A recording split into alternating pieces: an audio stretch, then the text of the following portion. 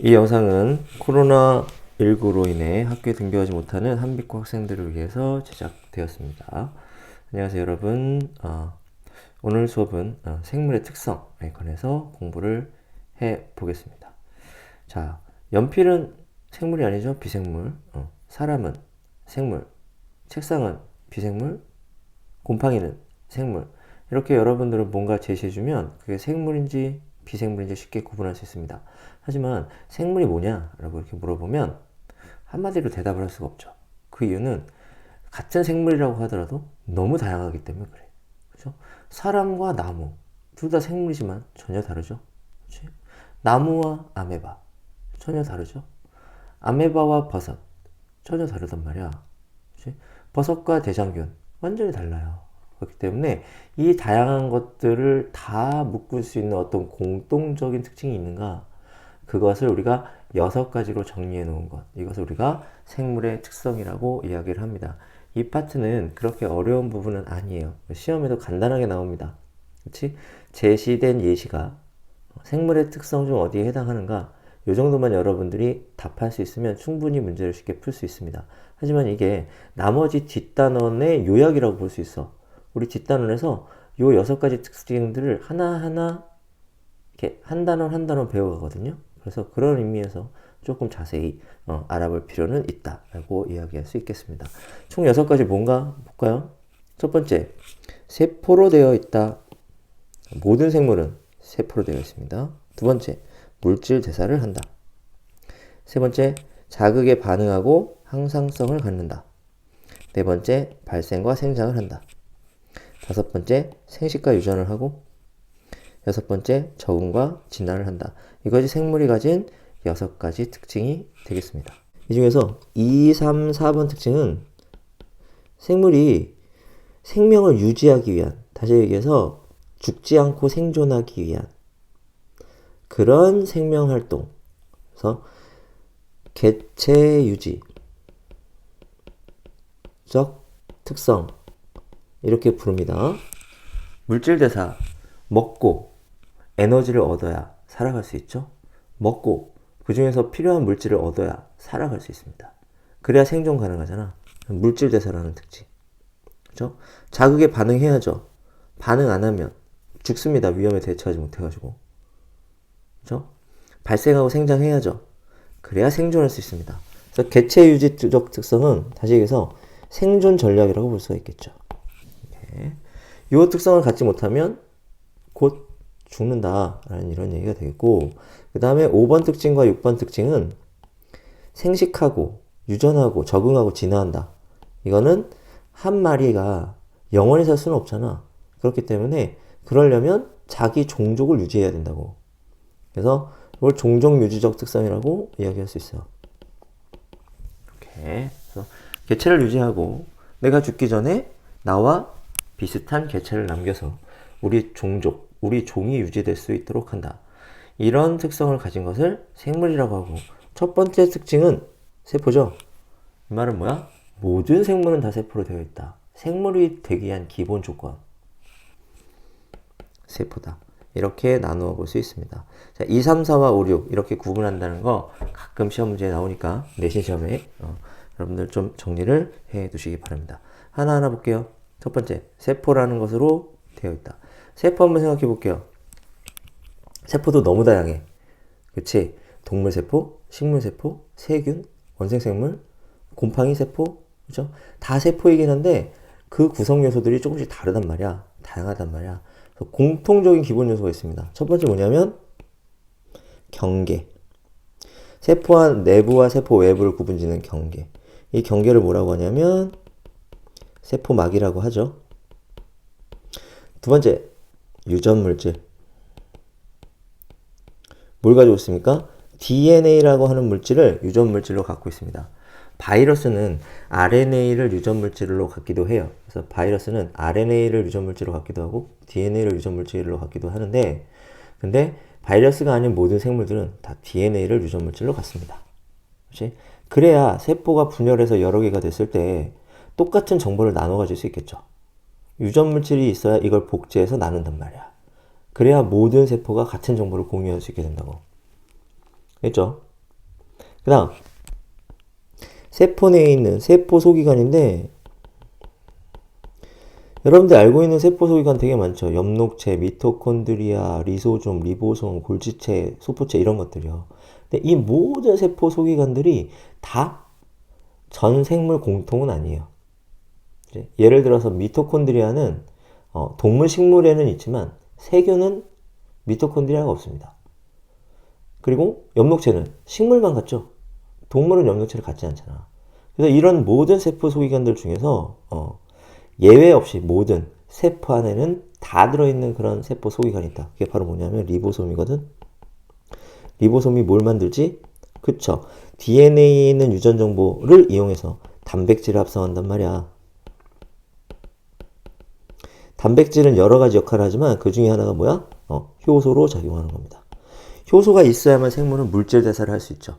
물질 대사를 해야만 에너지와 물질을 얻어서 생존할 수 있다는 거지.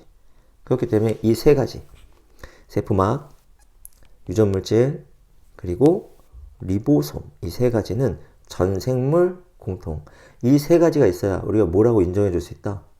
세포라고 인정해 줄 수 있다. 라고 이야기할 수 있고요. 이 세포는 크게 두 종류로 나뉩니다. 첫 번째 뭐냐면 원핵세포. 핵막이 없어요. 그래서 유전물질이 그냥 세포질에 흩어져 있습니다. 또 하나는 진핵세포. 핵막이 있단 말이야. 그래서 핵막 속에 유전물질을 가지고 있습니다. 그래서 핵막 속에 유전물질이 들어있는 이 기관을 우리가 핵이라고 부르죠. 그래서 진핵세포는 핵이 있고 원핵세포는 핵이 없다. 이렇게 볼 수 있고 이 원핵세포로 이루어진 생물을 원핵생물이라고 하는데 이 원핵생물이 우리가 뭐라고 부르는 애들? 세균이라고 부르는 애들이고 영어로는 박테리아라고 합니다. 여러분 세균 많이 알고 있죠? 대표적인 게 뭐 있어요? 대장균, 그렇죠? 포도상구균, 콜레라균, 결핵균, 유산균 이런 것들이 전부 세균에 해당합니다. 뭐가 없어? 핵막이 없다고. 그리고 막으로 된 소기관도 없어요. 그 다음 진핵세포는 얘네들은 원핵세포보다 크기가 훨씬 큽니다. 그리고 핵을 가지고 있어. 핵막이 있다는 거지. 네 종류가 있어. 이런 애들을 진핵생물이라고 하는데 네 종류가 있습니다. 있어요? 동물, 그 다음에 식물, 그 다음에 균류. 균류는 세균과는 달라요. 세균보다 훨씬 큰 세포로 되어 있고 다세포 생물입니다. 그래서 곰팡이류와 버섯류가 있는데 이 녀석들을 우리가 균류라고 해요. 세균과는 달라. 그 다음에 원생생물. 여기 옆에 아메바 같은 애들, 원시적인 진핵세포들, 이런 녀석들을 우리가 원생생물이라고 합니다. 이렇게 네 종류가 존재한다라고 하는 사실. 자, 이건 시험에 직접적으로 나오진 않지만 생명과학을 공부하는 데 있어서 가장 바탕이 되는 것들이고 여러분들이 중학교 때 또 배웠던 것들이라고. 그러니까 이 정도는 우리 알아두고 넘어갈 수 있도록 합시다. 그럼 세포는 어떤 특징을 갖느냐? 세포는 이렇게 정의해요. 생물을 구성하는 구조적 단위. 구조적 단위라고 하는 것은 세포가 쌓여서 생물이 된다는 거야. 그치? 두 번째, 생명활동이 일어나는 기능적 단위. 이 말은 뭐냐면 모든 생명활동은 세포 단위로 일어납니다. 결국 세포가 하는 일이 모여서 생명활동이 되는 거지. 근육수축이라는 생명활동은 근육세포들 하나하나가 수축하는 일들이 모여서 근육수축이 된다. 이렇게. 알겠죠? 결국 세포가 하는 일이다. 있고, 그 다음에 세포는 세포 하나가 한 마리인 경우 단세포 생물이라고 하고 세포 여러 개가 모여서 한 마리가 되는 경우 이거는 다세포 생물이라고 한다. 다세포 생물인 경우는 단순히 세포가 모여 있는 것이 아니라 얘네들이 체계적이고 유기적으로 조직되어 몸을 구성한다고 했어요. 그치? 어떻게 돼? 모양과 기능이 같은 세포들이 모여서 뭐가 돼? 조직이 되는 거야. 그쵸? 비슷한 애끼리 모여. 걔들을 조직이라고 한다고. 근육세포끼리 모여. 근육조직. 그쵸? 신경세포끼리 모여. 신경조직. 껍질을 구성하는 세포들끼리 모여. 상피조직. 그치? 연결하는 조직끼리 모여. 그러면 결합 조직. 이런 식이 되는 거야. 연결하는 세포끼리 모여서 결합 조직. 그렇죠? 그럼 이런 조직들이 모여. 그래서 뭐가 돼? 기관이 되는 거죠. 세포가 모여 조직이 되고 조직이 모여 기관이 됩니다. 이 기관이 모여 어떻게 돼? 개체가 되는 거지. 이런 식으로 체계적으로 구성되어 있다라고 하는 것이 생물의 특성이 됩니다. 이해하기 어려운 거 없죠? 그렇죠? 여기 보면 해바라기. 식물도 세포들이 모여서, 사람의 근육도 세포가 모여서 만들어진 것이다. 자, 두 번째 물질 대사 보도록 하겠습니다. 생물이 생존하기 위해서는 어떻게? 외부에서 물질을 받아들여야 돼. 그래서 그 물질을 분해하거나 또는 분해된 물질을 새로운 물질로 합성하거나 그렇게 해서 우리 몸에 필요한 어떤 물질들을 얻어야 된다고. 그리고 생명이 유지되기 위해서는 생명활동을 해야 되는데 이 생명활동을 하기 위해서는 에너지가 필요해. 그럼 이 에너지는 어디서 얻어? 그렇죠. 외부로부터 받아들인 물질 속에 있는 에너지, 음식물 속에 있는 에너지, 이걸 화학에너지라고 하죠. 그렇지? 이 에너지를 끄집어내서 쓴단 말이야. 그래서 화학에너지, 음식물을 분해할 때 나오는 에너지, 이 에너지를 이용해서 생명을 유지한다라고 하는 거지. 그렇지?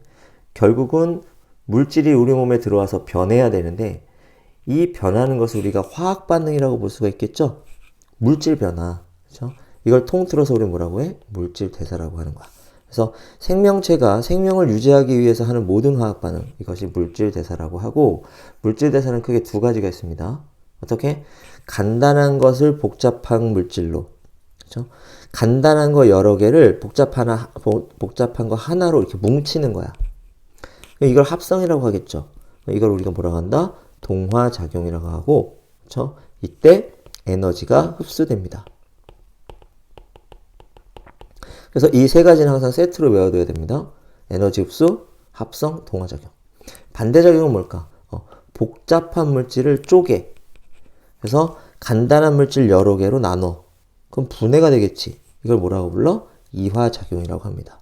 그럼 이때는 에너지가, 그쵸? 방출돼요. 그럼 동화의 예는 뭐가 있게? 그쵸?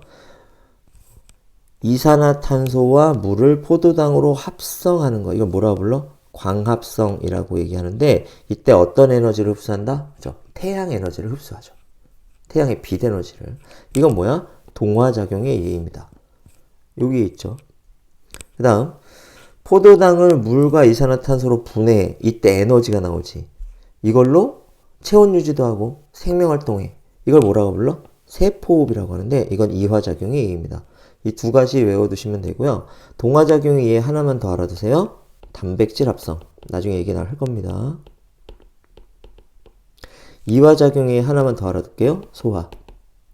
이렇게 네 가지 정도가 예로 자주 쓰이고 있습니다. 그래서 세포 속에서 포도당이 분해될 때 나오는 에너지로 생명활동을 유지하는 것. 이거를 뭐라고 부른다? 세포호흡이라고 하잖아요. 그렇지? 이건 이화의 예가 되겠습니다. 물질대사 왜 하냐? 물질대사 하는 이유는 두 가지야. 첫 번째 뭐야? 몸에 필요한 물질을 만들기 위해서. 이게 물질대사의 목표. 첫 번째. 우리 몸에 필요한 단백질은 어떻게 얻어? 그렇지. 음식을 먹어. 분해해. 그러면 단백질의 원료인 아미노산이 나오겠죠? 이 아미노산을 재조립해서 단백질을 만드는 거야. 그렇죠? 그 다음 두 번째. 에너지를 얻는다. 그렇죠? 세포호흡 할 때 뭐가 나와? 에너지. 이 에너지를 이용해서 생명을 활동을 하게 되는 것이죠. 이 물질 대사는 다음 단원에서 좀 더 자세하게 다루게 됩니다. 일단 이것만 외워두세요. 동화, 합성, 에너지 흡수. 그렇죠? 이화, 분해, 에너지 방출. 이렇게만 확실하게 알아두시면 되겠습니다. 다음 세 번째 볼게요. 자극에 대한 반응과 항상성. 어두운 동굴 속에 사는 박쥐는 빛을 피해 동굴 깊숙이 들어간다. 빛이 자극이 되고 동굴 깊숙이 들어가는 행동이 반응이 되겠죠. 왜?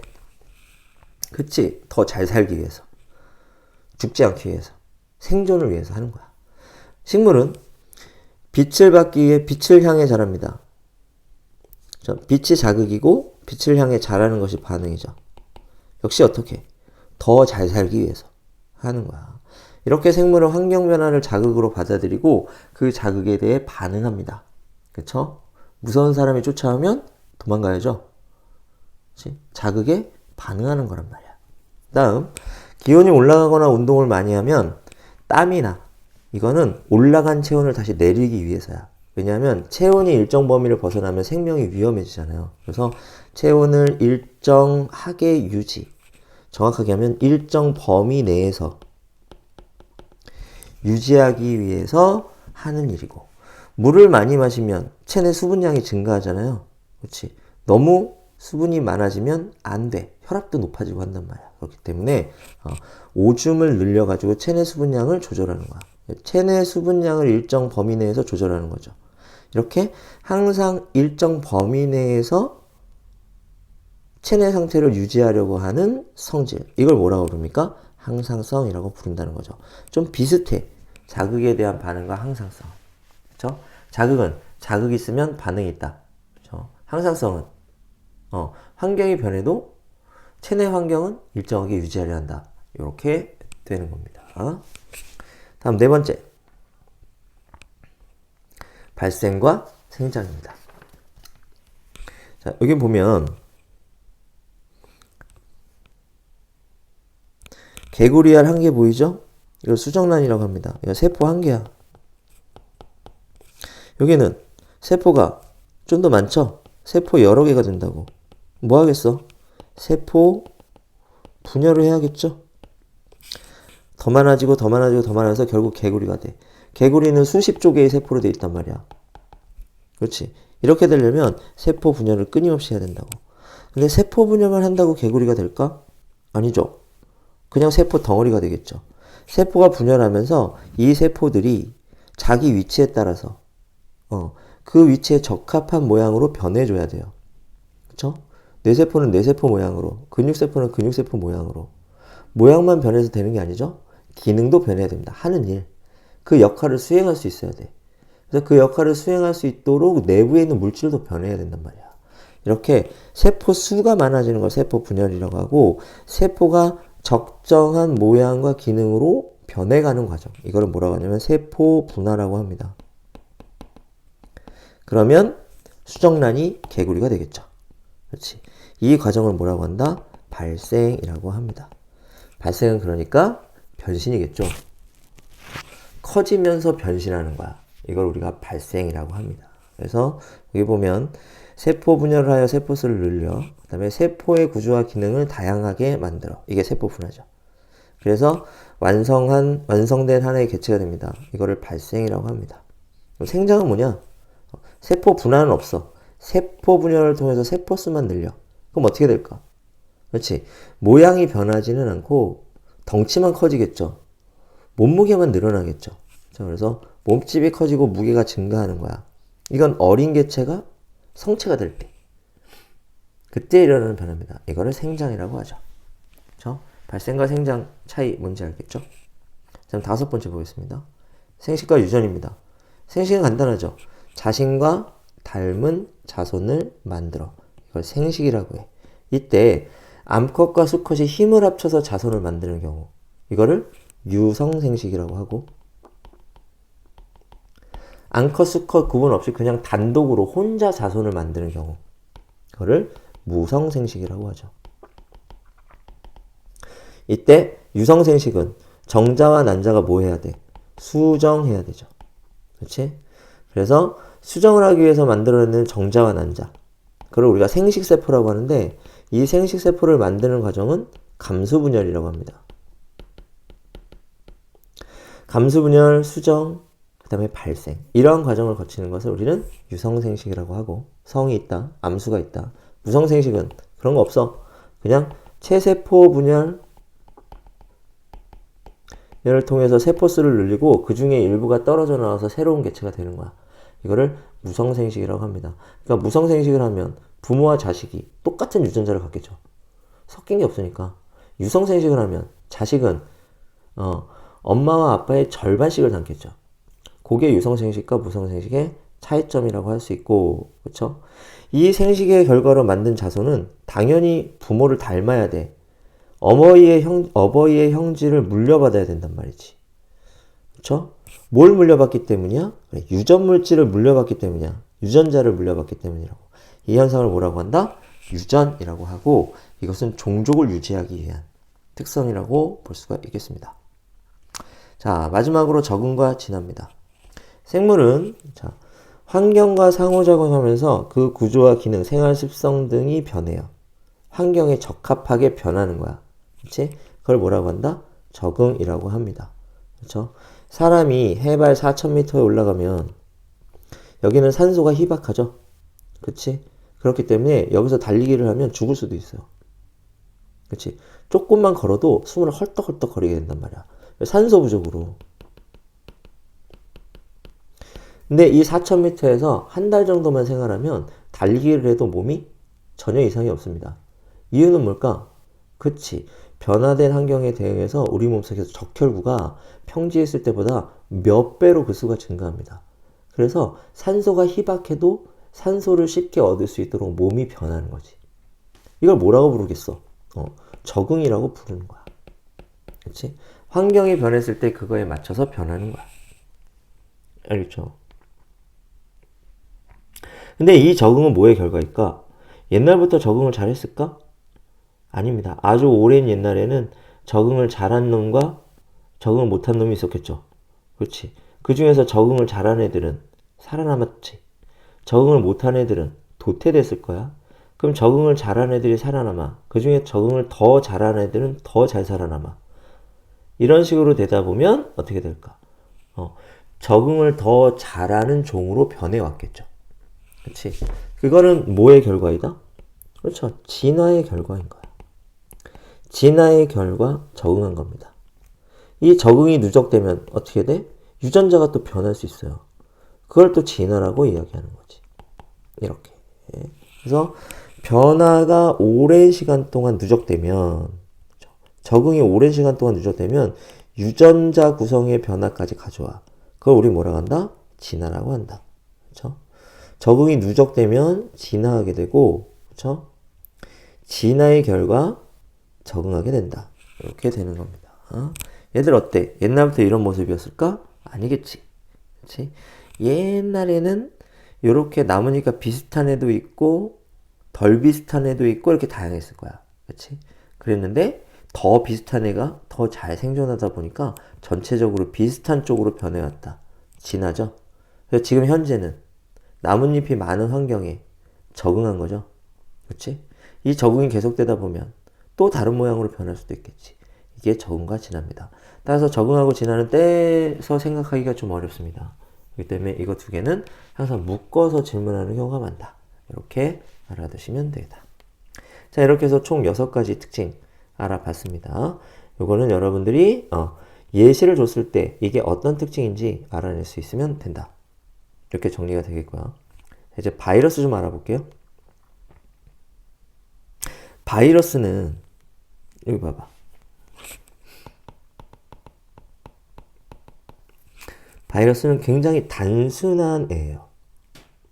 그래서 여기 보면 DNA 유전 물질인데, 그리고 단백질 껍질 딱 2가지 종류로만 되어 있습니다. 일단 세포가 아니죠. 그러니까 얘는 생물이라고 보기가 어렵겠지. 그럼에도 불구하고 적응하고 진화하고 돌연변이하고 그 다음에 증식한단 말이야. 이거는 너무나도 생명의 특성이지. 이 생명의 특성 중에서도 뭐야? 종족 보존을 위한 특징이 엄청나게 발달되어 있다고. 그런 걸 보면 또 너무 생물 같단 말이야. 그래서 생물이라고 보기에도 뭐하고 미생물이라고 보기에도 뭐야? 생물이 아닌 비생물이라고 보기에도 뭐야? 그런 애매한 존재이다 라고 이렇게 볼 수가 있습니다.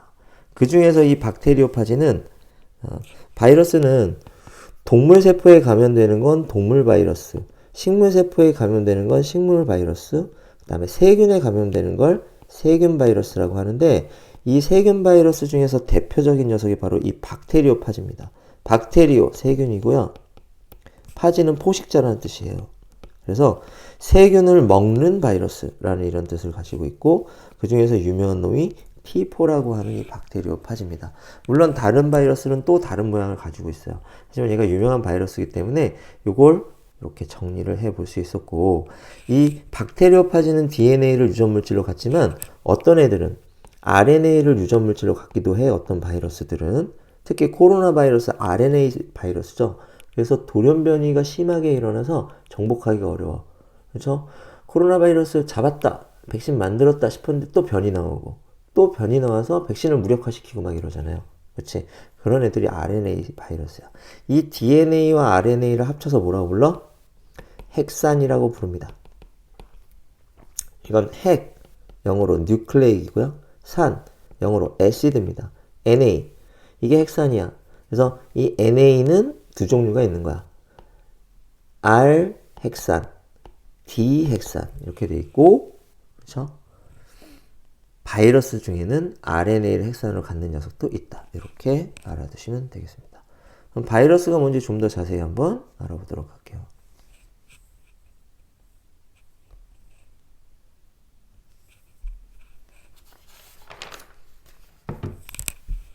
자, 바이러스는 세균보다 크기가 훨씬 작아. 감염성 병원체라고. 그렇죠? 바이러스는 뭘 가지고 있어? 유전물질인 DNA나 RNA. 얘를 묶어서 뭐라고 부른다고? 핵에 있는 산성물질, 핵산. 묶어서 이렇게 부를 수 있고. 그 다음에 유전물질을 둘러싸고 있는 단백질 껍질. 이 두 가지라고. 굉장히 단순하죠? 그렇죠? 세포 구조가 아니죠. 그래서 생물이라고 할 수 없는 거야. 그렇죠? 매우 작아. 얼마나 작아? 세균을 걸러내는 세균 여과기를 통과한다고. 그러니까 세균보다 훨씬 작다는 얘기가 되겠죠. 그래서 광학현미경으로는 관찰을 할 수가 없어. 다음, 그럼 바이러스는 스스로 물질 대사를 할 수 없단 말이야. 왜? 자체적으로 효소를 갖고 있지 않다고. 효소가 있어야 물질 대사를 하겠죠. 지금 물질 대사에는 효소가 필수란 말이야. 그렇지? 그래서 자신의 유전 물질을 숙주세포 내에 주입한단 말이야. 쭉. 그런 다음에 숙주세포의 효소를 이용해. 그래서 자신의 유전 물질을 복제해서 증식한다고. 여기 봐. 숙주세포가 있죠? 바이러스가 착륙합니다. 그 다음에 자기의 DNA를 슉 집어넣는 거야. 그런 다음에 이 DNA를 숙주세포에 뭘 이용해서, 그치? 숙주세포의 효소를 이용해서 자기 DNA를 막 복제해. 그런 다음에 이 DNA에 있는 정보를 이용해서 껍질을 또 막 만들어내. 그런 다음에 재조립해요. 그럼 한 마리가 들어가가지고 수천 마리가 되는 거야. 그런 다음에 그러면은 세균이 갖고 있던, 숙주세포가 갖고 있던 자원을 다 써버리겠죠? 그리고 나면 어떻게 된다? 숙주세포를 터뜨리고 나오는 겁니다. 그럼 숙주세포가 죽겠지? 이 숙주세포가 대규모로 죽으면, 그치? 그 숙주세포가 포함되어 있는 조직이나 기관이 손상을 받겠죠. 그래서 질병에도 걸리게 되는 것이다. 모든 바이러스가 질병을 일으키는 것은 아니죠. 그렇죠? 그리고 바이러스에 따라서 그 질병이 치명적이기도 하고, 그 다음에 치명적이지 않기도 하고, 그렇다라는 것입니다. 그래서 여기 전자현미경 사진을 보면, 그렇죠? 숙주세포에 바이러스가 뭐 했고, 착륙을 했고, 자신의 DNA를 안으로 집어넣었어. 그래서 안에서 새로운 바이러스들을 계속 만들어내고 있는 이런 모습을 볼 수가 있습니다. 바이러스는 DNA 바이러스와 RNA 바이러스로 구분할 수 있는데, 뭐에 따라? 핵산의 종류가 뭐냐에 따라. 또 동물 바이러스, 식물 바이러스, 세균 바이러스로 구분할 수도 있는데, 이건 뭐에 따라? 숙주가 뭐냐에 따라서 이렇게 나눌 수 있고, 간염, 천연두, 그 다음에 독감, 조류독감 이런 것들 다 바이러스들이 만들어내는 질병이다. 이렇게 볼 수가 있습니다. 질병에 따라 바이러스가 일으키는 질병도 있고 세균이 일으키는 질병도 있죠. 뭐가 더 무서워? 바이러스가 일으키는 질병이 더 무서워요. 왜냐면 바이러스는 죽일 수가 없어. 그렇지? 살아있지 않은데 어떻게 죽이겠어? 그래서 바이러스에 의한 질병을 치료하는 약이 훨씬 개발하기 힘듭니다. 그래서 아직도 완벽한 코로나 치료제가 나오지 않은 것도 이게 바이러스성 질병이다 라고 이기 때문이다 라고 할 수 있고, 감기에 약이 없다라는 얘기 들어봤죠? 감기도 바이러스성 질병이 되게 그렇습니다. 그래서 증상을 완화시켜주는 정도의 약만 존재하는 겁니다. 바이러스를 제거해주는 약은 존재하지 않는다는 거죠. 반면에 세균은 살아있는 생물이죠. 그래서 세균만 선택적으로 죽이는 약물들이 있어요. 그런 약물을 뭐라고 해? 항생제라고 이렇게 이야기를 할 수 있는 거죠. 자, 시험에서는 이걸 자주 물어봅니다. 바이러스가 가진 비생물적 특징은 뭐고 생물적 특징은 뭐냐? 요건데 바이러스가 가진 비생물적 특징부터 한번 알아보겠습니다. 이걸 외워둡시다. 첫 번째, 세포 구조가 아니다. 세포 아니죠? 세포막도 없고, 그렇죠? 숙주 밖에서는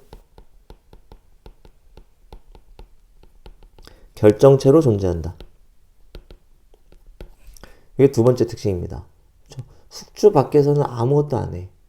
전혀 생물, 비생물과 똑같아요. 그냥 알갱이로 존재하는 거야. 아무 일도 일어나지 않아. 근데 얘네들이 그냥 떠서 또는 어디에 묻어서 돌아다니다가 숙주세포와 접촉하면 그때 숙주세포 내로 자신의 유전물질을 침투시키고 그때 숙주세포 내에서 뭐가 일어나는 거야? 생명활동이 확 일어나게 되는 거죠. 다음, 스스로 물질 대사를 하지 못한다. 이유는 뭐야? 자체적으로 효소를 갖고 있지 않기 때문이다. 이렇게 세 가지 알아두기 바랍니다. 다음, 그러면 생물적 특징은 뭐냐? 첫 번째, 유전물질을 갖는다. 핵산이죠. 그렇지? DNA 또는 RNA. 그 다음, 숙주세포 내에서 뭐해? 증식. 자기와 똑같은 애를 만들어. 그렇지? 형질을 자손세대에게 전달해 준단 말이야. 그렇지? 뭐해? 유전. 생식과 유전이야. 그렇지? 그 다음에 돌연변이를 일으킵니다. 복제 과정에서. 환경에 적응하고 새로운 바이러스들, 변이체들이 계속 등장해요. 진화한단 말이야. 점점 더 종족 버전이 유리한 형태로 변해가는 거죠. 그렇지? 이런 것들이 생물적 특징입니다. 그래서 이 바이러스의 특징과 생물의 특성을 비교하는 문제들이 자주 나오니까 문제들 찾아보시고, 그렇죠? 이렇게 정리를 해 두시기 바랍니다. 자, 이렇게 해서 생물의 특성 파트, 자, 우리가 정리를 다 끝냈습니다. 자, 오늘 수업은 여기까지 하고요. 다음 시간에 다시 만나요. 안녕.